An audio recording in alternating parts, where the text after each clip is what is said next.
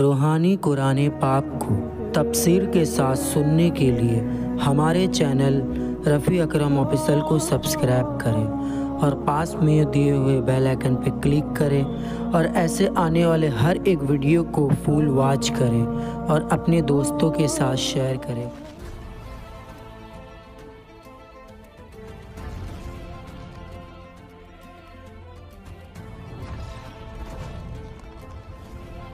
اعوذ باللہ من الشیطان الرجیم، پناہ مانگتا ہوں میں اللہ کی شیطان مردود سے۔ الذی جعل لکم الارض فراشا والسماء بناء وانزل من السماء ماء فأخرج به من الثمرات رزقا لكم فلا تجعلوا لله أندادا وأنتم تعلمون۔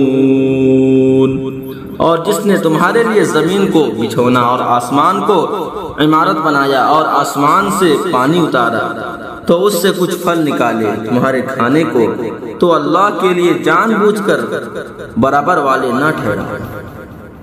اس میں اشارہ ہے کہ انسانی شرافت اسی میں ہے کہ آدمی تقوی حاصل کرے اور مصروف عبادت رہے۔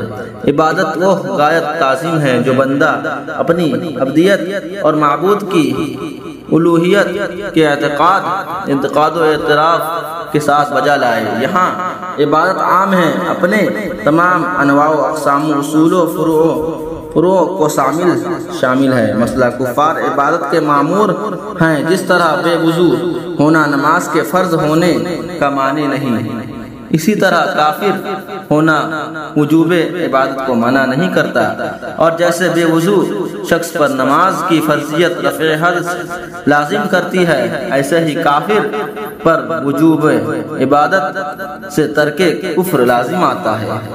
اس سے معلوم ہوا کہ عبادت کا فائدہ عابد ہی کو ملتا ہے۔ اللہ تعالیٰ اس سے پاک ہے کہ اس کو عبادت یا اور کسی چیز سے نفع حاصل ہو۔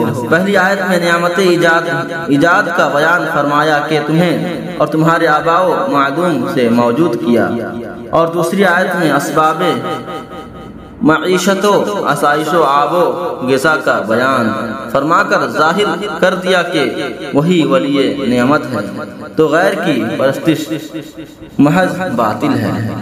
صدق اللہ العظیم۔ ایسے ہی قرآن پاک کے تفسیر کے ساتھ فل ویڈیو واچ کرنے کے لیے ہمارے چینل کو سبسکرائب کریں اور پاس میں دیے بیل آئیکن پہ کلک کریں اور ایسے آنے والے ہر ایک ویڈیو کو اپنے دوستوں کے ساتھ شیئر کریں اور کمنٹ کر کے آمین ضرور لکھیں۔